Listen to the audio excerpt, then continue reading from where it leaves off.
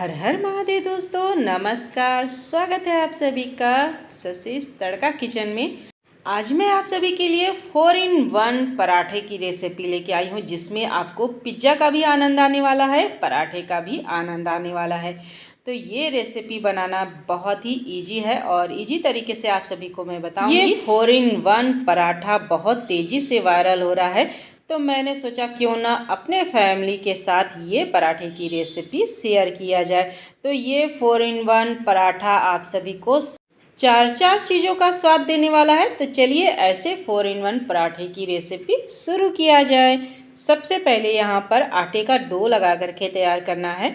अगर आप इसको मैदे से बनाना चाहते हैं तो मैदा भी इस्तेमाल कर सकते हैं इसकी जगह पर।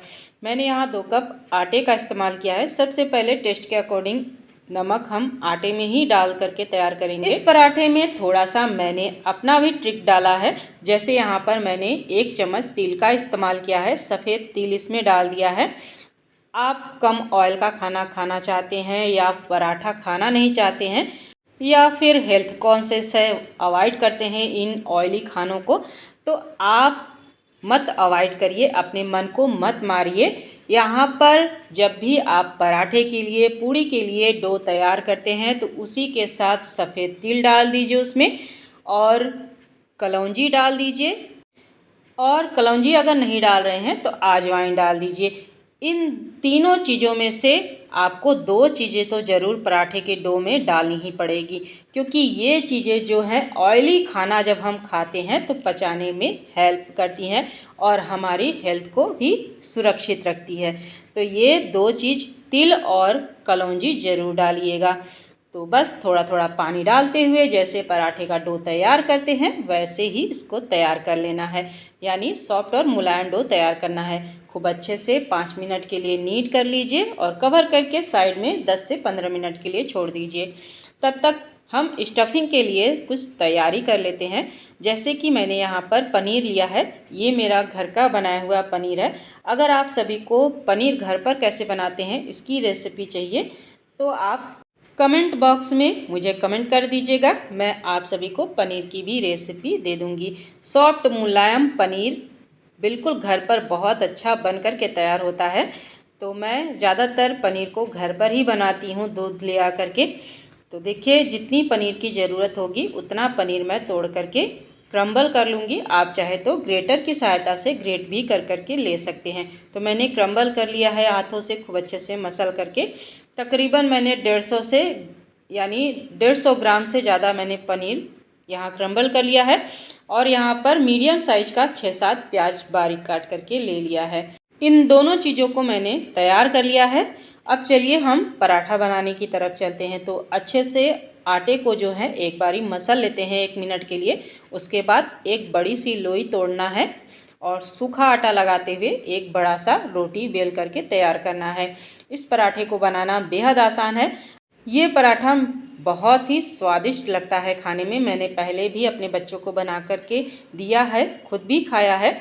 बहुत ही अच्छा लगता है टेस्ट में, और इसको आप ऐसे ही एंजॉय कर सकते हैं। इसके साथ अचार वगैरह की या फिर रायते की भी ज़रूरत नहीं पड़ती है। बस रोल करिए और इस पराठे को आप खा लीजिए। तो देखिए एक बड़ी सी रोटी न ज़्यादा पतली रहेगी और न मोटी रहेगी। बेलने के बाद इस तरीके से आप कट कर लीजिए। 20 से आधे हिस्से में कट लगा देना है। उसके बाद एक साइड हम प्याज के कतरन थोड़े से रखेंगे और दूसरे साइड हम यहाँ पर पनीर रखेंगे उसके ऊपर वाले भाग पर, और पनीर के इस साइड हम रखेंगे चीज़। तो चीज़ को भी मैंने ग्रेट करके ले लिया है। आप चाहे तो मोज़रेला चीज़ का भी इस्तेमाल कर सकते हैं। जो भी आपके पास चीज़ हो, स्लाइस वाली हो या क्यूब वाली हो, वो आप इस्तेमाल कर सकते हैं। उसके बाद एक साइड हमें मिक्स पिज़्ज़ा सीजनिंग मसाला रखना है। इस तरीके से असेंबल कर दीजिए और थोड़ा सा हाथों से फैला दीजिए। तो चीज़ को भी ग्रेट करके मैंने ले लिया है। सभी चीज़ को मैंने एक साथ ग्रेट करके नहीं लिया है, क्योंकि चीज़ थोड़ी मेल्ट हो जाती है गर्मियों में। तो थोड़ा सा चीज़ मैंने यहाँ पर ग्रेट करके लिया है प्लेट में। 3-4 क्यूब। उसके बाद देखिए एक साइड से इस तरीके से पकड़िए, मसाले वाले साइड से उठा करके चीज़ वाले साइड पे रखिए। फिर उसके बाद आप पनीर वाले साइड फोल्ड कर दीजिए। फिर पनीर वाले साइड को उठा करके आप प्याज वाले साइड पर फोल्ड कर दीजिए। तो ध्यान से देख लीजिए, इसी तरीके से हमें फोल्ड करना है पराठे को और किनारों को अच्छे से चिपका दीजिए हाथों से। और देखिए कुछ इस तरीके से तिकोना पराठा हमारा बन करके तैयार हो गया। बस अब सूखा आटा डस्ट करिए और हल्के हाथों से इसे बेल करके तैयार कर लीजिए। ज़्यादा दबाव देंगे तो इसके स्टफिंग जो है बाहर निकल के आ सकते हैं, इसलिए हल्के हाथों से बेल करके तैयार कीजिएगा। तो देखिए इतना मोटा पराठा ये बन करके तैयार हो गया है। बस अब इसे हमें बटर या ऑयल लगाते हुए सेकना है। तो अगर आप बटर लगाएंगे तो वो बहुत अच्छा रहता है, इसको बहुत ज़्यादा खस्ता और क्रिस्पी बनाता है। ऑयल में सेकेंगे तो भी क्रिस्पी और खस्ता बनेगा, थोड़ा सा बटर में ये ज़्यादा स्वाद आता है। तो आप बटर लगा करके दोनों साइड उलटते पलटते हुए लो टू मीडियम फ्लेम पर अच्छे से क्रिस्पी होने तक इसको सेक लेना है दबाते हुए। तो मैंने यहाँ पर बटर ही लगा रही हूँ। ये पराठा बच्चों को बड़ों को सभी को पसंद आता है। और हाँ गाइस, मैं यहाँ बताना भूल गई, पराठे के जब स्टफिंग आप भर लेंगे यानी पराठे के ऊपर सारी स्टफिंग को असेंबल कर लेंगे तो उसके ऊपर से थोड़ा सा चिली फ्लेक्स भी आप डाल दीजिएगा।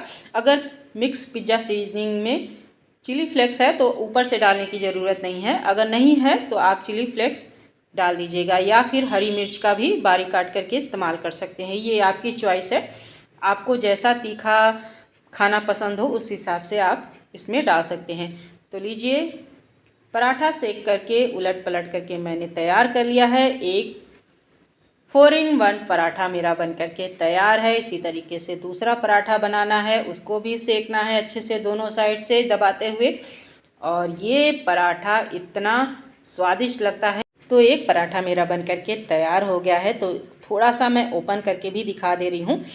और जब भी आप इसको सर्व करें तो इसके ऊपर आप चाहे तो चीज़ भी ग्रेट करके डाल सकते हैं या फिर ऐसे ही आप इसको सर्व कर सकते हैं।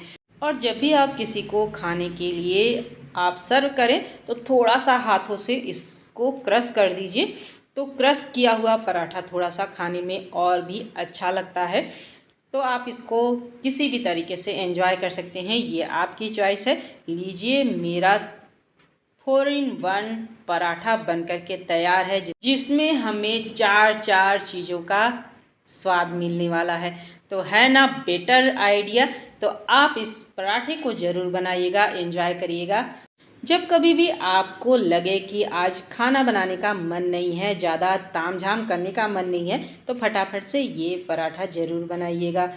पराठे को हेल्दी बनाने के लिए जो मैंने स्टार्टिंग में डो तैयार करते वक्त आपको सामग्री बताया है तो वो भी ज़रूर आप डालिएगा। और लीजिए पराठा मेरा बन करके तैयार है, मैं तो जा रही हूँ इसको गर्मा गर्म खाने। फिर मिलेंगे हम एक नई रेसिपी के साथ, तब तक के लिए बाय बाय।